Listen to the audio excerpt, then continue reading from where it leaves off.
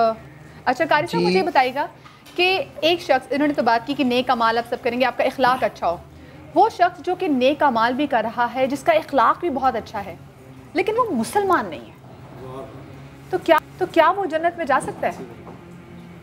چاہے جس نے ساری عمر اللہ کی بنائی ہوئی جو مخلوق ہے اس کی خدمت کی ہو۔ آپ نے بہت اچھا سوال کیا۔ رسول اللہ صلی اللہ علیہ وسلم نے فرمایا کہ جنت کی چابی جو ہے وہ لا الہ الا اللہ ہے، تو جنت میں داخل ہونے کے لیے انسان کو مسلمان ہونا ضروری ہے، وگرنہ کوئی بھی پھر رحمت العالمین والی بات کو کیسے جسٹیفائی کریں گے آپ؟ رحمت للعالمین رسول اللہ صلی اللہ علیہ وسلم کا دین ہے جو جنت میں دیکھیں جی، عیسائی بھی جنت میں جائیں گے، یہودی بھی جنت میں جائیں گے اور مسلمان بھی جنت میں جائیں گے۔ اس سے پہلی جو امتیں ہیں وہ بھی جنت میں جائیں گی جنہوں نے اپنے اپنے دور میں اپنے رسول کو فالو کیا۔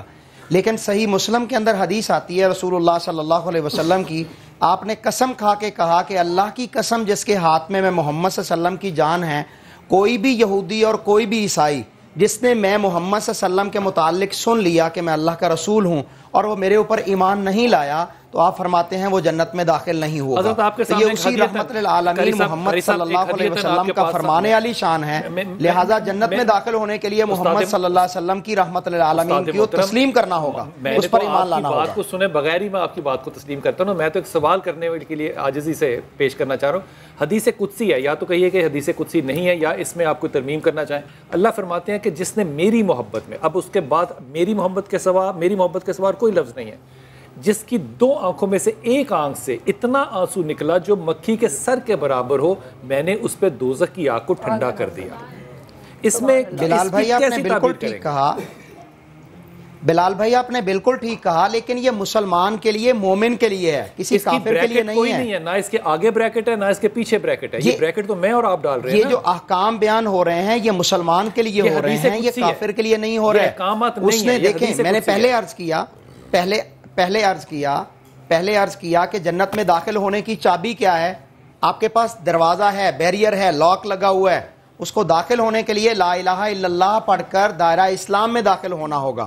اگر وہ دائرہ اسلام میں داخل ہی نہیں ہوتا تو جنت اس کے لیے بنائی ہی نہیں گئی۔ قاری صاحب یہ ایک اور آپ سے سوال، بلکہ میں علامہ صاحب کے پاس آنا چاہوں گی۔ انہوں نے جنت کی چابی کی بات تو کر دی کہ لا الہ الا اللہ، لیکن محبت کتنی ضروری ہے جنت کے سرداروں سے؟ ذرا یہ بھی بتائیے گا جنت میں انٹر ہونے کے لیے۔ بسم اللہ الرحمن الرحیم۔ جی بہت ضروری ہے۔ جی میں علامہ تقی مہدوی سے سوال۔ قاری صاحب نے بات بیان فرمائی ہے وہ بھی اپنی جگہ پر درست ہے، اور جو حدیث انہوں نے کوٹ کی ہے اس کے اندر ایک اشارہ بھی موجود ہے۔ دیکھیے یہ تو ہے کہ 8ویں امام علی رضا علیہ السلام جب سفر اختیار کرتے ہیں اور نیشاپور تک پہنچتے ہیں تو بہت سارے علماء وہاں پر جمع ہوتے ہیں، جس میں اہل سنت بھی ہوتے ہیں، اہل تشیع سے بھی تعلق رکھنے والے ہوتے ہیں، مختلف فرقوں سے، مختلف مسالک سے تعلق رکھنے والے آتے ہیں اور کہتے ہیں فرزند رسول آپ اپنے جد کی کوئی حدیث سنائیے۔ تو وہ پردہ ہٹاتے ہیں اور ایک جملہ ارشاد فرماتے ہیں کلمۃ لا الہ الا اللہ حصنی فمن دخل حصنی امن من عذابی، کہ کلمہ لا الہ الا اللہ میرا قلعہ ہے، جو اس قلعے میں داخل ہو گیا وہ میرے عذاب سے محفوظ ہو گیا۔ پھر تھوڑا سا آگے بڑھتے ہیں اور آگے فرماتے ہیں کہ بشرطہا و شروطہا، لیکن کلمہ لا الہ الا اللہ کی کچھ شرائط بھی ہیں، وَأَنَا مِن شُرُوطِهَا، اور ان شرائط میں سے ایک میں بھی ہوں، ان شرائط میں سے ایک میں بھی ہوں۔ تو بنیادی طور پر تو یہی بات ہے کہ کلمہ توحید سب سے زیادہ اہم ترین جز ہے، لیکن اس کے علاوہ بھی آپ محسوس کریں، اور اس حدیث مبارکہ کے اندر جو ابھی میں نے آپ کی خدمت بیان کی اور جو قاری صاحب نے بیان کی، اس کے اندر بھی دونوں کے اندر ایک اشارہ موجود ہے کہ دیکھیں انسان تک کتنا میسج پہنچا ہے۔ بہت ساری دنیا اب تو الحمدللہ جو ہے وہ کمیونیکیشن بہت زیادہ فاسٹ ہو گیا، اس لیے لوگوں کو معلوم ہے کہ قرآن کریم ہے، پروردگار کی جو ہے وہ نشانیاں ہیں، اور یہ ساری باتیں معلوم ہیں۔ البتہ یہ کہ آج بھی ہو سکتا ہے کہ کوئی ایسا معذور شخص ہو کہ جس کو کہا جا سکتا ہے اس کے پاس عذر شرعی موجود ہے، ورنہ پہلے زمانے کے اندر کسی کو کیا معلوم کہ نبی اکرم کس جگہ پر آئے ہیں، کس جگہ پر مبعوث ہوئے ہیں، اور وہاں پر انہوں نے کیسا اخلاق پیش کیا ہے، کیسی تعلیمات پیش کی ہے۔ اگر فرض کیجئے کوئی افریقہ کا رہنے والا ہے اور وہاں تک وہ بات نہیں پہنچی ہے، کوئی چین کا رہنے والا ہے وہاں تک وہ بات نہیں پہنچی ہے، اور وہ اس دنیا سے چلا گیا، جب اس کے پاس میسج ہی نہیں آیا ہے تو کیسے وہ ایکسیپٹ کرے گا کہ میں کلمہ توحید کو اپنی زبان پر جاری کروں اور میں مسلمان ہو جاؤں؟ لہٰذا یہاں پر یہ جو شرائط ہیں اس کو بہت زیادہ انسان کو محسوس کرنا چاہیے۔ اگر مثال کے طور پر کوئی نبی خدا ہی کا فرزند ہے، اس کو تو معلوم ہے کہ میرا جو ہے وہ بابا نبی خدا ہیں اور وہ کلمہ توحید کو لے کر آئے ہیں، تعلیمات اسلام کو لے کر آئے ہیں، تعلیمات کسی اور ادیان کو لے کر آئے ہیں، تو اس کو ایکسیپٹ کرنے کی اس کے اندر تو صلاحیت موجود ہے. لیکن جو بہت دور ہے، دنیا کے کسی اور کونے میں ہے، کسی جزیرے کے اندر موجود ہے، اس کے پاس تو وہ چیز نہیں پہنچی ہے. لہٰذا میں ایک اور بات کی طرف اشارہ کروں گا. کچھ چیزیں ایسی ہوتی ہیں کہ جو ہر انسان کی فطرت کے اندر موجود ہے. مثال کے طور پر اچھے اخلاق یہ ہر انسان کی فطرت کے اندر ہے.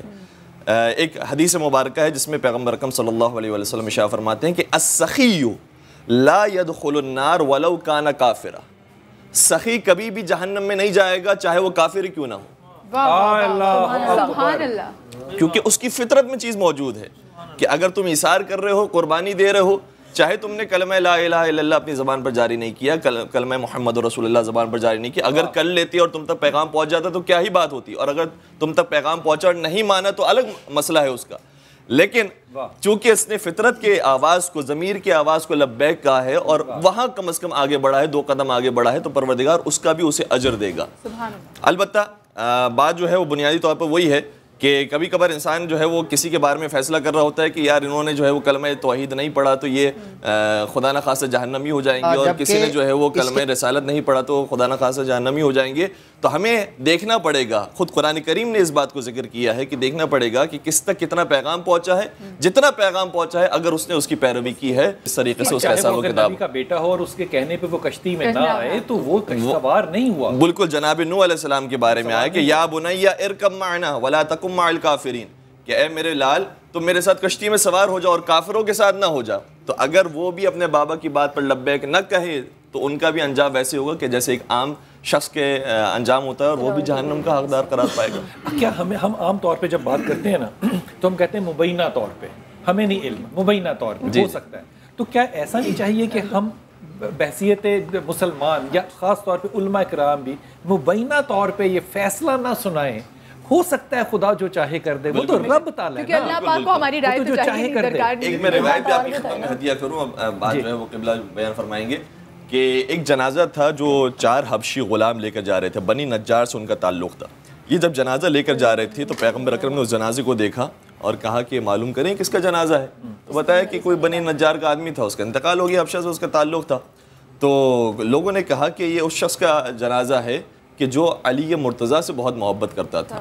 جیسے ہی نام آیا امام علی علیہ السلام کا، کہا کہ اس جنازے کو زمین پر رکھو، اس کو پہلے غسل دو، اس کو کفن پہناؤ، اور پھر اس کی نماز جنازہ پڑھ کے جب دفنایا گیا، اور جب یہ قافلہ چل رہا تھا جس میں تشییع جنازہ کے اندر صحابہ کرام کا مجمع تھا، تو صحابہ کرام نے کہا کہ ہمیں کچھ عجیب و غریب آوازیں محسوس ہو رہی ہے.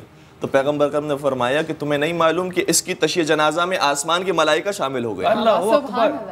تو زبان پر ضروری نہیں ہے کہ بہت ساری چیزیں جو ہے وہ ہم یہ کہیں کہ ہاں بھی عبادت ہے. جی. حضرت آپ اس پہ فرما رہے تھے. جی ہاں، دیکھیں میں بنیادی طور پر جو ادیان اللہ تعالیٰ نے اس دنیا میں ہماری ہدایت کے لیے بھیجے ہیں اور جتنی کتابیں آئی ہیں، تو ہر نبی کی اپنی ایک شریعت تھی، اور کوئی شخص اس شریعت پر عمل پیرا ہوا اور ان کے زمانے میں ہوا یا درمیان کے زمانے میں ہوا، تو حضور نبی اکرم صلی اللہ علیہ وسلم کے آنے کے بعد نبوت کا اللہ تعالیٰ نے خاتمہ فرما دیا، دروازہ بند کر دیا. اس کی ایک مثال میں آپ کو سمجھاؤں کہ پاکستان معرض وجود میں آیا. پاکستان کا ایک آئین جو ہے وہ سن 58 میں بنا، ایک آئین سن 62 میں بنا، ایک آئین پاکستان کا سن 1973 میں بنا. اب اگر کوئی شخص پاکستان میں رہتے ہوئے یہ کہے کہ میں تو سن 1962 کے آئین پہ عمل کروں گا، تو کیا اس کی بات کو قابل قبول یا قانونی سمجھا جائے گا؟ یقیناً نہیں سمجھا جائے گا، اس لیے کہ وہ ہے تو پاکستان ہی کا آئین، اور پاکستان بننے کے بعد ہی وہ معرض وجود میں آیا. لیکن اس 62 کے آئین پر وہ عمل پیرا اگر ہوگا تو اس کی بات کا یقین نہیں کیا جائے گا جب تک وہ 73 کے آئین پر، جو آخری آئین ہے، اس پر عمل پیرا نہیں ہوتا ہے. تو اب ایسے ہی جو زبور مقدس، توریت مقدس، انجیل مقدس، ان پر کوئی ایمان رکھنے والا ان زمانوں میں اس نے ایمان رکھا تو کوئی حرج نہیں ہے. لیکن جب آخری قانون قرآن کریم آ گیا، اب اس کے بعد وہ حضور نبی اکرم صلی اللہ علیہ وسلم پر ایمان نہیں لاتا. ایمان تو ہمارا ہے ایمان ہے نا. یہ ہم ساری کتابوں پر ایمان رکھتے ہیں. آمنت باللہ و ملائکتہ و کتبہ و رسلہ والیوم الآخر والقدر خیرہ و شرہ من اللہ تعالی والبعث بعد الموت.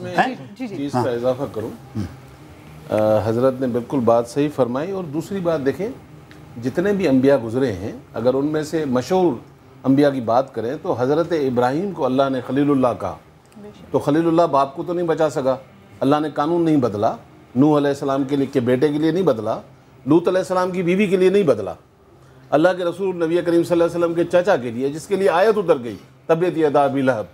تو بات یہ ہو رہی کہ اللہ اپنی چیزوں کو نہیں بدلے گا. ہاں اللہ نے ایک قانون اتار دیا, کوئی اندھیرے میں نہیں رہے, کتاب مبین اتار دی. حضرت وہ ایک صحابی ہیں, صحابی نہیں ہے, ایک شخص ہے, بنی اسرائیل کی حدیث ہے اور بخاری شریف ہے, اس نے صرف 99 قتل کیے ہیں اور 100واں قتل وہ کرنے کے لیے جا رہا ہے. سر دیکھیں رک جائیے گا ذرا, میری بات پوری ہونے دیں. پھر اب اس نے کلمہ پڑھنے کی کہیں بات نہیں آئی ہے, نہیں, اس نے صرف کہا ہے کہ مجھے کوئی بخش سکتا ہے. سر میں اب وہ جب جا رہا ہے سفر پہ تو فرشتے اس کو کھینچ کے اس جگہ کے آگے کرے, وہ نیت ہے صرف, میں ایک کلمہ نہیں ہے اس کا. میں اس کی ایک وضاحت کر دوں.